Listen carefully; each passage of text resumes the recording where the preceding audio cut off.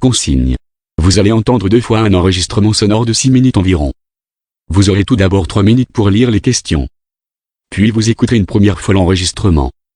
Vous aurez ensuite 3 minutes pour commencer à répondre aux questions. Vous écouterez une seconde fois l'enregistrement. Vous aurez encore 5 minutes pour compléter vos réponses.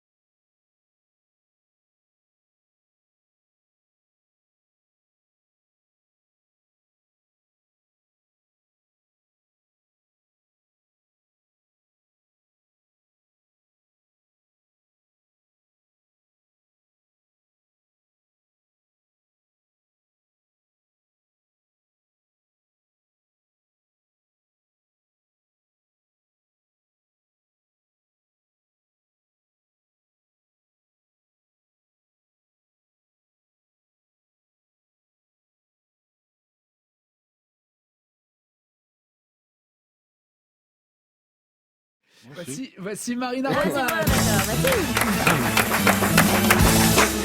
Bonjour les amis, ce week-end, mais ça va bien et vous? Ah, cool. Ouais, ce week-end je me retrouve en soirée à discuter avec un type des mérites du mariage et lui de me demander mais alors comment toi tu t'es décidé à te marier? J'étais embêtée parce que moi je suis pas experte, tu vois, ça fait même pas 2 ans que je suis mariée, mais le mec en question bosse chez CNews, donc pour lui moins t'es calé, plus t'es vraiment l'expert à interroger. La semaine prochaine il reçoit Brigitte Bardot pour un sujet vieillir avec grâce et c'est vrai que c'est une grosse décision cette histoire de mariage à part ça, mais on la prend un peu à la légère je trouve, parce que c'est comme une circoncision, vu qu'il y a une fête on fait moins gaffe, mais en vrai ça a des conséquences importantes. Alors que dans l'autre sens, tout le monde s'excite sur d'autres trucs qui sont pas si importants finalement. Par exemple les tatouages, Arthus t'es bien placé pour le savoir, les gens deviennent fous, ils sont t'es sûr de ton choix, t'as pas peur de regretter. Ben je sais pas, mais ce qui est sûr c'est que contrairement à un mariage, le jour où tu décides d'en faire retirer un de tatouage, il part pas avec la moitié de tes amis et une table basse que vous aviez chez Néopus, tu vois. En gros un tatouage tu l'as jusqu'à ce qu'il te plaise plus et puis si un jour il te saoule tu peux le dégager. Alors que le mariage c'est pas censé être plaisant tout le temps. Ça peut évidemment, mais le slogan c'est quand même pour le meilleur et pour le pire. Ouais. C'est pas que pour le meilleur. Pour le meilleur et pour le... Ça marcherait moins bien pour un restaurant de fruits de mer, tu vois. Nos huîtres, ça dépend des fois. Qu'est-ce que tu veux que je te dise on n'est pas sûr quoi. Le mariage, c'est un contrat dont la clause principale, c'est pour le meilleur et pour le pire. Ça veut dire que tu signes pour le pire, parce que pour le meilleur, il n'y a pas besoin de contrat. Tu restes. Quand t'es sain d'esprit et que tout va bien, tu continues. Par exemple, tu t'arrêtes jamais au milieu d'une pizza. C'est une pizza. C'est merveilleux. Tu continues jusqu'à ce qu'il n'y ait plus de pizza. Les gens qui s'arrêtent au milieu d'une pizza, qui ont l'audace de décider qu'ils en ont assez de la pizza, alors que l'univers a mis de la pizza sur leur chemin. C'est sûr que c'est des gens qui torturent des petits animaux dans leur cave, tu vois. Eux, déchéance de nationalité immédiate. Mais donc pour le reste, les gens normaux, quand ça va, tu restes. Donc non, pour le meilleur et pour le pire, ce que tu promets surtout, c'est pour le pire. Le mariage, c'est un accord où tu dis, bah, ok, si ça devient nul, bon, je reste, d'accord. Et c'est à ça qu'on devrait penser quand on s'engage, tu vois. Pas est-ce que je kiffe cette personne, mais tu vois, c'est pas compliqué. Est-ce que les trucs nuls avec cette personne, ça passe? C'est ça la vraie question. Alors moi, je me suis un peu posé cette question, mais surtout, je pense que le truc qu'il faut se demander avant de s'engager, c'est est-ce que t'as assez vécu? Il y a aussi de ça, tu vois, parce qu'en théorie, c'est pour la vie, cette histoire. Et ça, c'est une question que je me suis posée avant de me marier. Je me suis dit, est-ce que t'as vécu assez de trucs? Alors, je me suis fait une petite checklist, tu vois, je me disais, ok, ça s'est fait, herpès, papillomavirus, etc. Et le truc qui m'a vraiment décidé, c'est, je pense que j'avais déjà vécu le truc qui atteste d'une vie amoureuse bien remplie, c'est que je m'étais déjà fait briser le cœur. Et ça, c'est vraiment un truc, tous les gens qui nous écoutent, si vous ne l'avez jamais vécu, je vous le souhaite. Vraiment, c'est hyper important. Ouais. Au moins une fois dans ta vie, de bien te faire péter la gueule en amour, je pense que c'est très important. Particulièrement pour les femmes hétéros. Vraiment. Parce que pour nous, se faire briser le cœur, ça peut faire perdre ce goût naturel qu'on a parfois, les femmes hétéros, pour les énormes trous du cul. Tu sais, il y a une période comme ça, dans la vie de beaucoup de femmes, où on a un attrait pour les immenses connards. Tu vois, ça te prend comme ça quand t'es jeune. On a beau savoir que c'est pas bien, on y va. Tu sais, c'est comme la moto. Les gens ont beau te dire, non, il faut pas, c'est trop dangereux. Tu dis, si, il faut, c'est tellement sexy. Et il suffit d'une fois où tu te prends une bonne gamelle à moto pour comprendre, ouais, non, finalement, les trottinettes électriques, c'est bien aussi, ouais. Et il est chauve, il a du bide, mais t'arrives à l'heure, personne n'est mort. Enfin, tu vois ce que je veux dire. Voilà. Évidemment, à nouveau, je suis pas experte, hein. Donc, si vous-même vous songez à faire l'acquisition d'un mari, ne faites pas comme les chaînes d'infos, demandez leur avis à des gens concernés et surtout, n'oubliez jamais que quoi qu'il advienne, en amour, en amitié, peu importe, il vous restera toujours la pizza. Donc, Merci Marianne. France Inter. Nagui, la bande originale.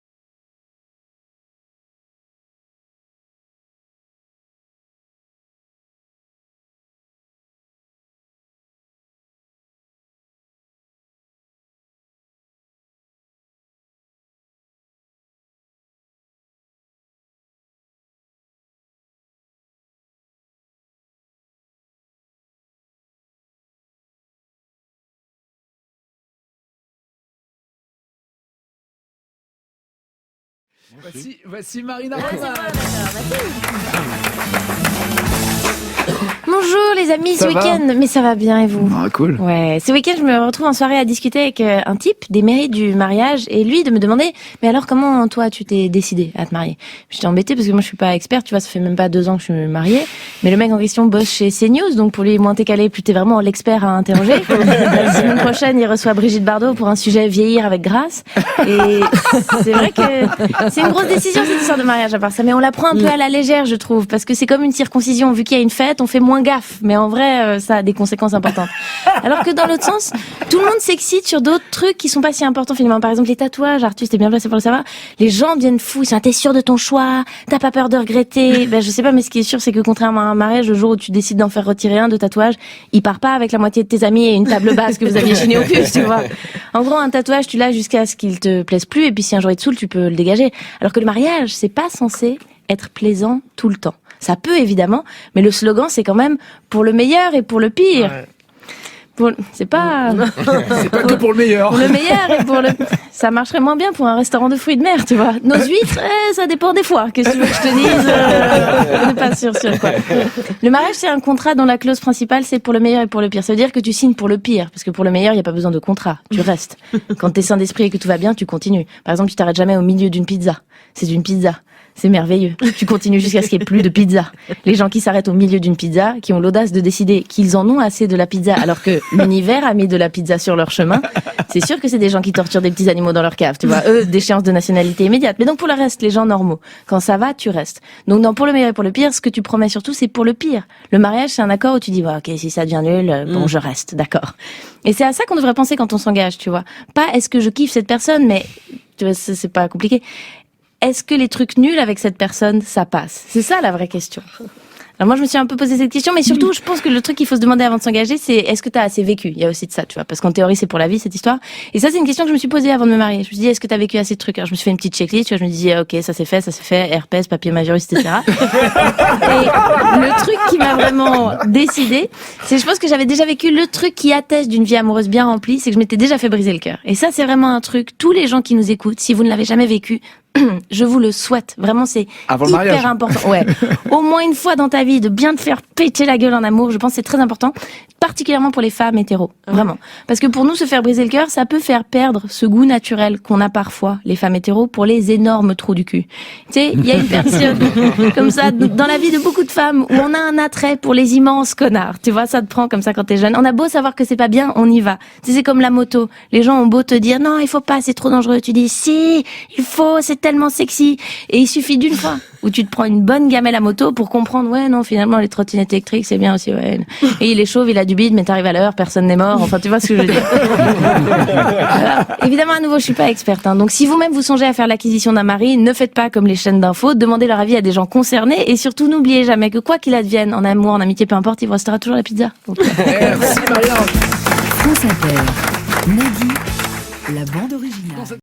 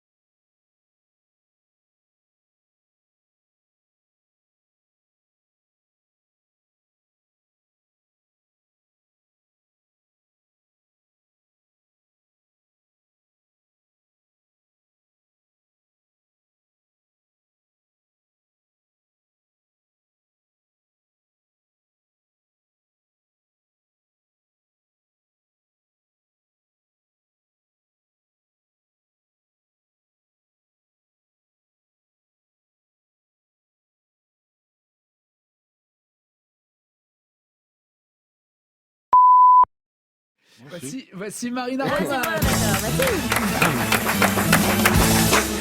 Bonjour les amis, ce Ça va week-end, mais ça va bien et vous? Ah, cool. Ouais, ce week-end je me retrouve en soirée à discuter avec un type des mairies du mariage et lui de me demander mais alors comment toi tu t'es décidé à te marier?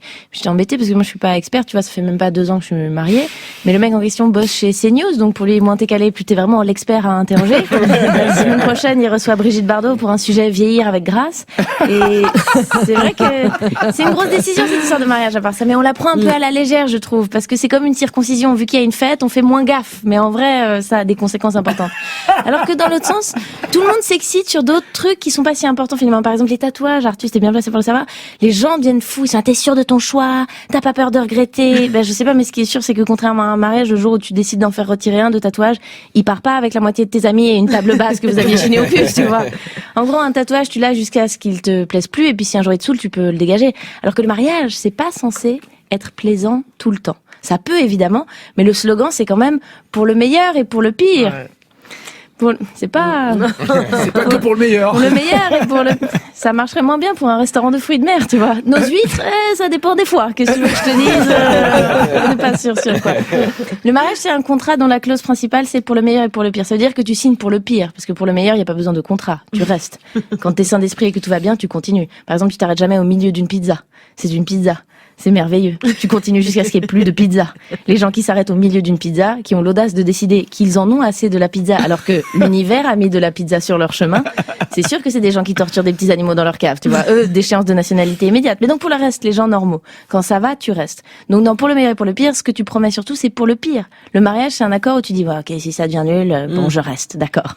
Et c'est à ça qu'on devrait penser quand on s'engage, tu vois. Pas est-ce que je kiffe cette personne, mais tu vois, c'est pas compliqué. Est-ce que les trucs nuls avec cette personne, ça passe? C'est ça la vraie question. Alors moi, je me suis un peu posé cette question, mais surtout, je pense que le truc qu'il faut se demander avant de s'engager, c'est est-ce que t'as assez vécu? Il y a aussi de ça, tu vois, parce qu'en théorie, c'est pour la vie, cette histoire. Et ça, c'est une question que je me suis posée avant de me marier. Je me suis dit, est-ce que t'as vécu assez de trucs? Alors, je me suis fait une petite checklist, tu vois, je me disais, ok, ça s'est fait, herpès, papillomavirus, etc. Et le truc qui m'a vraiment décidé, c'est, je pense que j'avais déjà vécu le truc qui atteste d'une vie amoureuse bien remplie, c'est que je m'étais déjà fait briser le cœur. Et ça, c'est vraiment un truc, tous les gens qui nous écoutent, si vous ne l'avez jamais vécu, je vous le souhaite. Vraiment, c'est hyper important. Ouais. Au moins une fois dans ta vie, de bien te faire péter la gueule en amour, je pense que c'est très important, particulièrement pour les femmes hétéros. Vraiment. Parce que pour nous, se faire briser le cœur, ça peut faire perdre ce goût naturel qu'on a parfois, les femmes hétéros, pour les énormes trous du cul. Tu sais, il y a une période comme ça, dans la vie de beaucoup de femmes, où on a un attrait pour les immenses connards. Tu vois, ça te prend comme ça quand t'es jeune. On a beau savoir que c'est pas bien, on y va. Tu sais, c'est comme la moto. Les gens ont beau te dire, non, il faut pas, c'est trop dangereux. Tu dis, si, il faut, c'est tellement sexy. Et il suffit d'une fois où tu te prends une bonne gamelle à moto pour comprendre, ouais, non, finalement, les trottinettes électriques, c'est bien aussi, ouais. Et il est chauve, il a du bide, mais t'arrives à l'heure, personne n'est mort. Enfin, tu vois ce que je veux dire. Alors, évidemment, à nouveau, je suis pas experte, hein. Donc, si vous-même vous songez à faire l'acquisition d'un mari, ne faites pas comme les chaînes d'infos, demandez leur avis à des gens concernés et surtout, n'oubliez jamais que quoi qu'il advienne, en amour, en amitié, peu importe, il vous restera toujours la pizza. Donc, Merci Maria. France Inter. Nagui, la bande originale.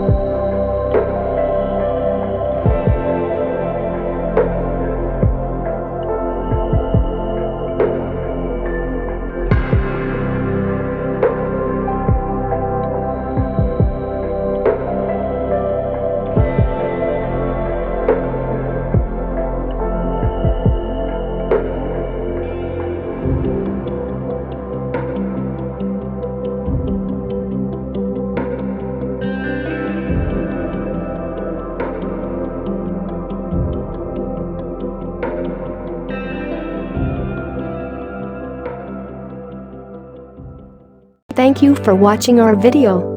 Like and subscribe our channel for more amazing videos. Also, don't forget to share it with your friends. Contact French NU to learn French language. We provide online classes for DELF preparation, TEF preparation, academic course preparation for kids, and accent improvement. Call or WhatsApp at 98706966926 or email at linguistic.fr@gmail.com.